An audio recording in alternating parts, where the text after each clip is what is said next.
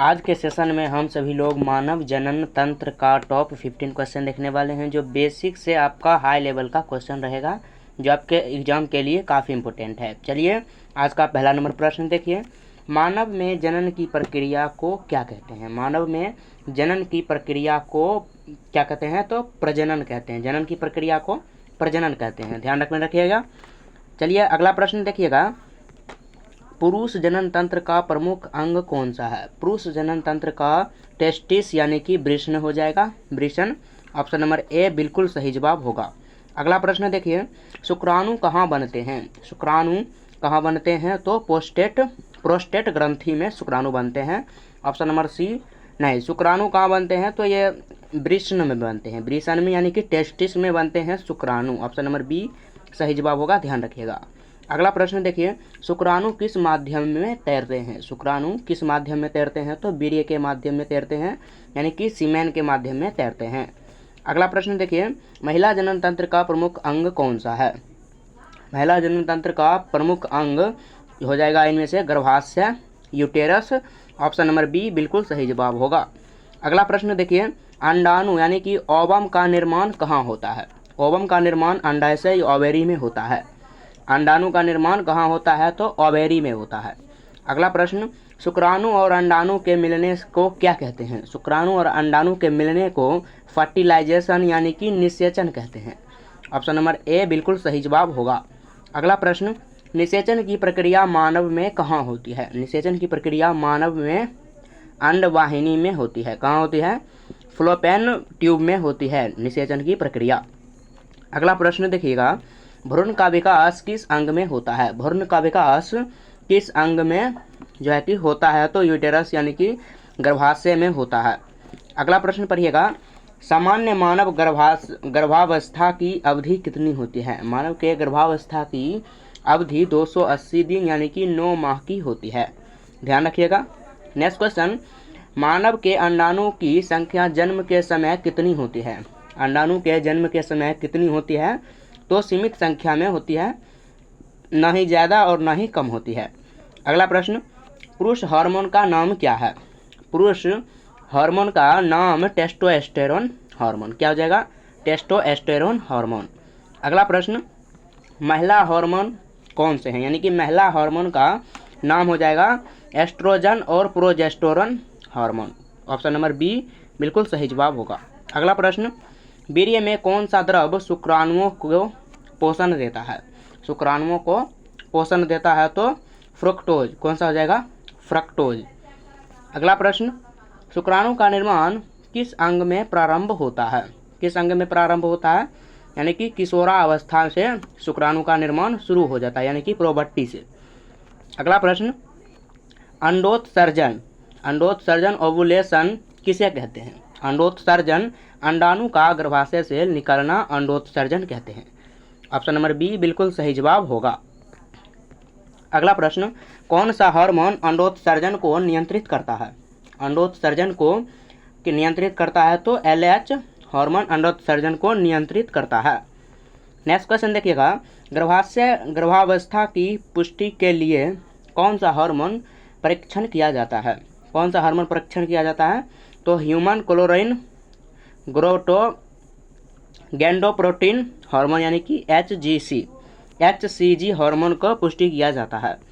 अगला प्रश्न। महिला के मासिक धर्म में समय कितनी होती है? मासिक धर्म की अवधि कितनी होती है? 28 दिनों की होती है। अगला प्रश्न देखिए।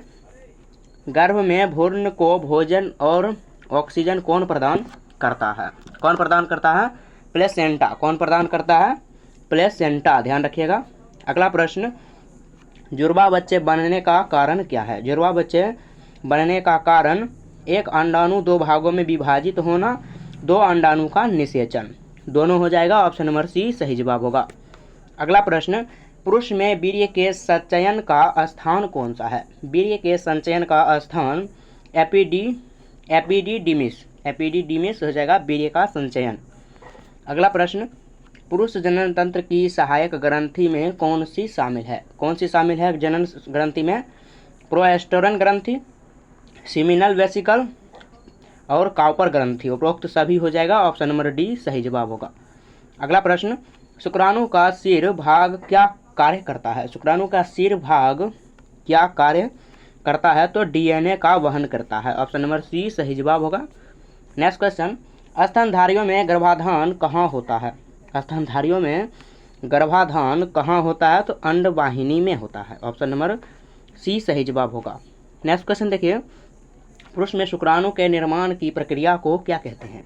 शुक्राणु के निर्माण की प्रक्रिया को क्या कहते हैं? तो स्पर्मेटोजेनेसिस कहते हैं, स्पर्मेटोजेनेसिस कहते हैं। ऑप्शन नंबर ए बिल्कुल सही जवाब होगा।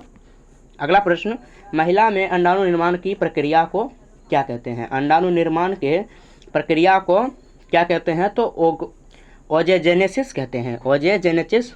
अंडाणु निर्माण की प्रक्रिया को ओजेजेनेसिस कहते हैं। अगला प्रश्न, गर्भ निरोधक गोलियों में कौन से हार्मोन पाए जाते हैं? गर्भ निरोधक गोलियों में एंड्रोजन और प्रोजेस्टेरोन हार्मोन दोनों पाया जाता है।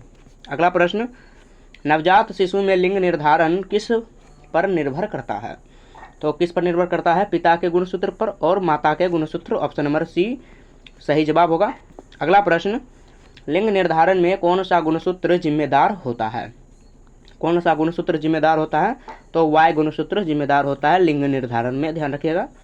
अगला प्रश्न पढ़िएगा, पुरुष का जीन संयोजन क्या होता है? पुरुष का जीन संयोजन XY होता है, पुरुष का जीन संयोजन, और महिला का XX होता है, ध्यान रखिएगा।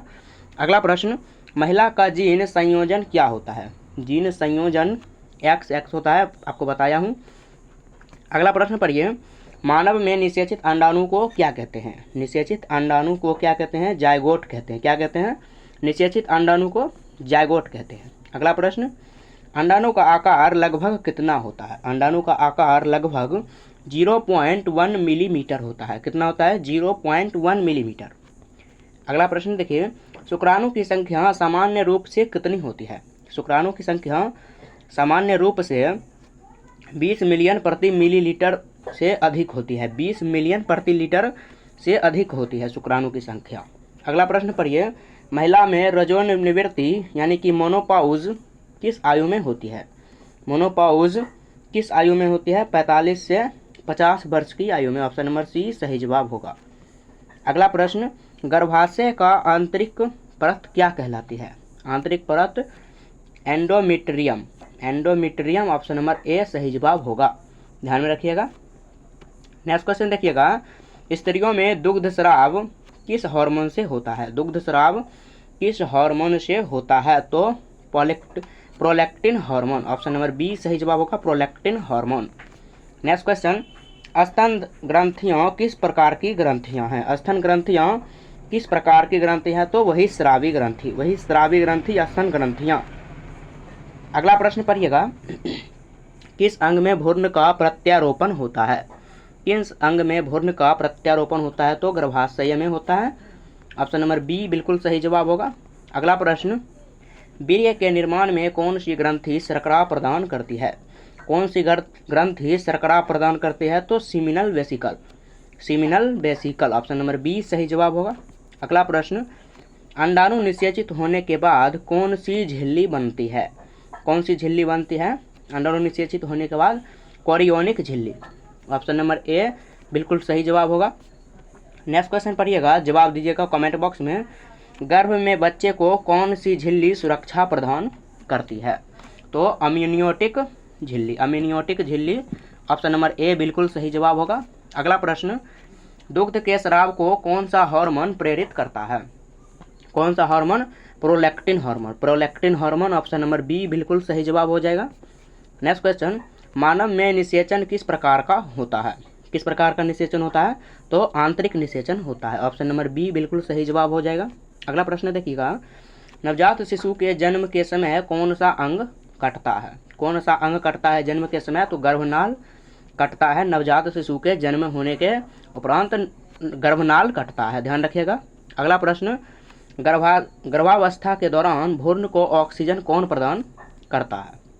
भ्रूण को ऑक्सीजन कौन प्रदान करता है? तो प्लेसेंटा और गर्भनाल दोनों भ्रूण को ऑक्सीजन प्रदान करता है, यानी कि ऑप्शन नंबर डी सही जवाब हो जाएगा। अगला प्रश्न देखिएगा, महिलाओं में मासिक धर्म किस हार्मोन से किस हार्मोन की कमी से होती है? किस हार्मोन की कमी से होती है? Progesterone hormone. Option number A सही जवाब हो जाएगा। अगला प्रश्न, गर्भ में भ्रूण का हृदय कब धड़कने शुरू होता है? गर्भ में भ्रूण का हृदय कब धड़कना शुरू होता है? तो 5वें हफ्ते में। ऑप्शन नंबर ए सही जवाब होगा। अगला प्रश्न, किस वैज्ञानिक ने मानव जनन तंत्र की खोज का विस्तृत वर्णन किया? तो हार्वे ने किया। किसने किया? हार्वे ने। आज के लिए इतना ही। यदि आपको कोई और टॉपिक पर चाहिएगा वीडियो तो आप सभी लोग कमेंट में ज़रूर लिखिएगा। मिलते हैं अगले वीडियो में, तब तक के लिए अपना ख्याल रखिए। जय हिंद, जय भारत।